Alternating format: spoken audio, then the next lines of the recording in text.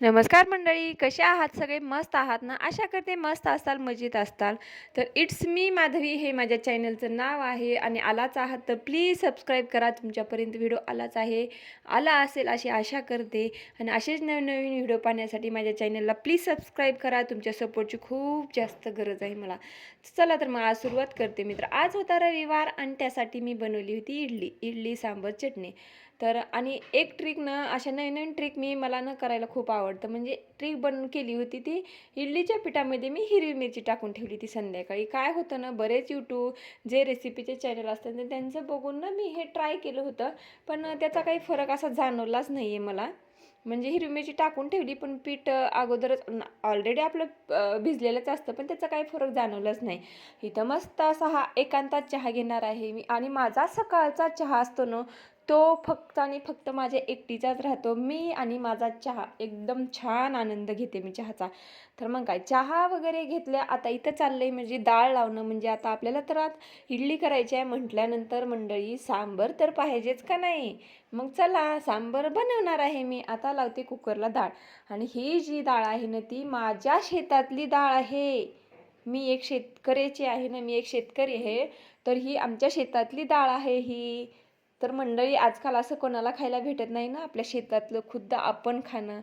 तर चला जाऊ द्या. आता मी कुकरला डाळ लावून घेते. डाळ शिजली आहे. आता इथं सांबरची तयारी बघा. कढीपत्ता, कोथिंबीर, चिंच भिजवलेली आहे, कांदा, टमॅटो, आलं, लसूण ह्याची पेस्ट करून घ्यायची मिक्सरच्या भांड्याला. आता तेल टाकून घेतलं आहे, मोहरी, जिरं, लसूण टाकून घेऊया. नंतर मग कांदा टोमॅटोची पेस्ट आपण टाकून घेऊया. काय होतं ना मंडळी, म्हणजे कांदा टोमॅटोची पेस्ट करून घेतली ना, आपला कांदा टोमॅटो लवकर तेलामध्ये शिजतो आणि त्याचा कच्चापणा लवकर दूर होतो. त्याच्यामुळे त्याची पेस्ट करायची. तर मग काय आता भाजून घेऊया मस्त असे हे तेल सुटेपर्यंत, जोपर्यंत त्याचा कच्चापणा जात नाही तोपर्यंत. तर आता त्यामध्ये टाकून घेऊया मसाले. मसाले म्हटले तर काहीच मसाले नाही टाकायचे बरं. फक्त आणि फक्त ओन्ली सांबर मसाला, आपला सुहाना सांबर मसाला आणि आपलं घरगुती लाल तिखट. आणि हा जो चिंचेचा आपल्याला गर काढून घ्यायचा आहे आणि तो चिंचेचा गर त्या सांबरमध्ये टाकायचा आणि थोडासा गूळ टाकायचा. तर सांबर अप्रतिम होतं. तुम्ही हा माझ्या पद्धतीनं करून पहा. खूप छान सांबार होतं माहिती आहे का. नंतर वरून टाकायची आपल्याला कोथिंबीर. तर अशा प्रकारे आपलं हे सांबार तयार झालेलं आहे. तर आता सांबार तर तयार झालं आहे, मग आता चटणी तर लागणारच का मंडळी. चला मग आता चटणी करूया. तर आता इथं ना संध्याकाळी शेंगदाणे भिजत घातले होते मी. 1 वाटी शेंगदाणे आणि 1 नारळ घेतलेलं होतं. तर आता इकडे देवपूजा तर तुम्हाला दाखवायलाच पाहिजे का नाही. सगळ्यात माझा फेवरेट देव म्हटला तर तो म्हणजे महादेव, भोले बाबा. तर चला अशा प्रकारे माझी देवपूजा झाली आहे. एकदम मन प्रसन्न होतं आणि घरात सकारात्मक पॉझिटिव्ह एनर्जी येते. आणि माझी दररोजची अशीच देवपूजा असते. देवपूजा झाल्याशिवाय माझं दुसरं कामच सुरू होत नाही. बाहेर जरी जायचं म्हटलं ना, मी पहाटे 4 वाजता, तरीही मी पूजा करूनच घराच्या बाहेर निघते माहिती आहे का मंडळी. चला आता शेंगदाणे भिजत घातलेले होते, खोबरं खिसून घेतलं, आपलं ओलं नारळ मिक्सरच्या भांड्यामध्ये, हिरवी मिरची टाकून घेतली, थोडीशी कोथिंबीर टाकायची, थोडंसं पाणी टाकून आपल्याला मिक्सरला फिरून घ्यायचं. काय ना मंडळी, तुम्ही अशी चटणी कधी केली नसेल ना, तर करून बघा. शेंगदाणे संध्याकाळी भिजत घालायचे, 1 वाटी आपल्याला जेवढं प्रमाण पाहिजे तेवढं, आणि 1 नारळ, दोन्ही मिक्स करून एकदम मिक्सरला बारीक फिरवायचं. आणि हिरवी मिरची टाकायची आपल्याला जेवढं तिखट पाहिजे तेवढं. तर चटणी ना एकदम भारी होते माहिती आहे का. जसं नाद ब्रह्मची चटणी असते ना, त्याप्रमाणे ही चटणी लागते. तुम्ही नक्कीच ट्राय करून बघा हे.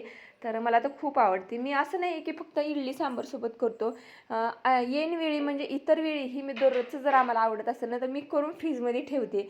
म्हणजे आता उन्हाळ्याच्या दिवसात तर ना, तोंडी लावण्यासाठी ही चटणी खूप छान आहे मंडळी. चला आता चटणी झाली आहे, आता आपण करूया इडली. तर इडली झाल्यानंतर मंडळी काय असतं ना, म्हणजे कधी खाईल आणि कधी त्याचा आनंद घेईल असं होतं माहिती आहे का. आणि मुलांना तर तसंच होतं माहिती आहे का. आणि आज सुट्टी होती, मग त्याच्यामुळं चाललं होतं निवांत मुलांचं. उशिरा उठले होते, तोपर्यंत त्यांच्या उठण्याच्या अगोदर त्यांना सरप्राईज. आणि कसं असतं ना, मुलांना सरप्राईज द्यायला मला तर खूप आवडतं. म्हणजे काय होतं ना, त्यांना जर सरप्राईज दिलं ना, कोणत्याही छोट्या छोट्या गोष्टींचं जरी आपण त्यांना सरप्राईज दिलं ना, जो त्यांच्या चेहऱ्यावरचा आनंद असतो ना, तो आनंद आपल्याला कुठेच बघायला भेटणार नाही. एवढा छान त्यांच्या चेहऱ्यावर आनंद असतो. तर अशा छोट्या छोट्या गोष्टींचं मी सरप्राईज मुलांना दररोजच असतं. मुलं एकदम खुश होऊन जातात. मग काय आता सगळ्या फॅमिलीने मिळून आम्ही आता इथं केला आहे नाश्ता, इडली सांबार चटणी. नाश्ता केला आणि आता इथं चालले आता अंथरुण काढणं. म्हणजे मुलं आज सुट्टी होती त्याच्यामुळे थोडंसं उशिरा उठले. उशिरा चला जाऊ द्या, दररोज मुलांचं असतंच ना. एक दिवस त्यांनी उशिरा उठलं म्हटल्यानंतर काय. आणि तसं म्हणायला गेलं तर माझे मुलं सुट्टीचा दिवस जरी असलं ना 10 वाजेपर्यंत कधी झोपणार नाही. कमीत कमी 8 8:30 वाजेपर्यंत झोपतात. ह्याच्या वरती वेळ झोपतच नाही आहेत. बेडशीट वगैरे लावून घेतलं, कुशांच्या कव्हर लावून घेतल्या नीट व्यवस्थित. हे आता उदाहरण बघा ना, आता हे बेडशीट मी किती व्यवस्थित लावलं, टापटीप एकदम सरळ, न एकही गुढी न पडता. उशाचे कव्हर व्यवस्थित केले, ते व्यवस्थित लावले. पण माझ्या घरामध्ये 2 मुलं आहेत आणि मला माहिती आहे आता हे थोड्या वेळाने खराब होणार आहे, म्हणजे विस्कटणार आहे. तरी पण मी त्याला ना छान बनवण्याचा प्रयत्न केला. तसंच आपलं आयुष्य आहे. म्हणजे आयुष्य खूप सुंदर आहे, पण ते आता सुंदर अजून आपण बनवायचं. आपल्या हातात आहे की अजून किती सुंदर बनवायचं. तर सुख येतात, दुःखही येतात, वाईट प्रसंग बी येतात, चांगले प्रसंग बी येतात, वाईट अनुभव असतात, चांगले अनुभव असतात. काही गोष्टीतून आपण चांगले संकेत शिकतो, काही गोष्टीतून वाईट संकेतही शिकतो आपण. चला, आयुष्य आहे हे देवानं दिलेलं आहे आणि देवानं जे आयुष्य दिलेलं आहे त्याचा आनंद आपण घ्यायलाच पाहिजे. हे जीवन आपल्याला परत भेटणारच नाही. त्याच्यामुळं न कुणाचा म्हणजे काहीच विचार न करता आपण आपलं जीवन आपल्या मस्तीमध्ये, आपल्या म्हणजे आपल्याच मस्तीमध्ये आपण जगायचं. 4 लोकांचा विचार करायचा नाही. कोणती 4 लोक आहेत, कोणती काय आहेत, ह्यांचा विचार करत बसायचं नाही. आता हे यूट्यूब चॅनल सुरू केलेलं आहे मी. अगोदर 4 लोकांचा विचार केला, पण आता ना 4 लोक हा विषय मी सोडून दिलेला आहे आणि आता मी माझी जिंदगी माझ्या पद्धतीने जगत आहे, माझी 2 मुलं घेऊन. तर चला मंडळी, आयुष्य आहे हे जीवन आहे हे चालणारच झालं असं. तर भांडी वगैरे घासून घेतली, आता घर आवरायचं आहे कारण सकाळचे आता कमीत कमी 11:30 वाजलेले होते. काय आता चाललं आहे आता आवरावर.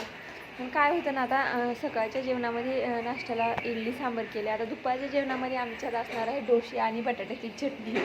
तर माझ्या मुलांना ना इडलीऐवजी ना डोसे खूप आवडतात. त्याच्यामुळं ना मग सकाळी इडली बनावं लागते आणि दुपारी डोसे, आणि संध्याकाळी पौष्टिक असं जेवण म्हणजे आपली ज्वारीची भाकरी आणि काहीतरी भाजी, असं साधं जेवण बनवायचं. कारण कसं ना दिवस ते पोट भरलेलं नसतं, मग संध्याकाळी आपण छान हेल्दी असं हे जेवण. आणि सांगायचं एक म्हटल्यानंतर ना ज्वारीची भाकरीनं मी म्हणजे आमच्या सगळेच खातात. मलाही आवडती, माझ्या मुलांनाही आवडते. आवडती म्हणण्याच्या ऐवजी ना मी त्यांना सवय लावली ज्वारीची भाकरी खाण्याची. त्यांना लहानपणापासूनच मी त्यांना सवय लावलेली आहे, म्हणून त्यांना ते आवडते. जर मी त्या ठिकाणी जर सवय लावली नसती तर त्यांना बिलकुल आवडलीच नसती. चला, जे त्याचा आवडीचा आवडीचा. तर इथं निघाले आता मी संध्याकाळी दिवसभरापासून बोर होतात. मग काय थोडंसं एक चक्कर मारून आणायची रोडला. मग येताना मस्त अशी शेपूची भाजी आणली, किती छान दिसते ना, हिरवीगार मस्त अशी. तर कसा वाटला आजचा हा व्हिडिओ? तुम्हाला आवडला असेल तर नक्कीच लाईक करा आणि चॅनलवरती नवीन असतील तर प्लीज सबस्क्राईब करा. Thank you for watching. बाय.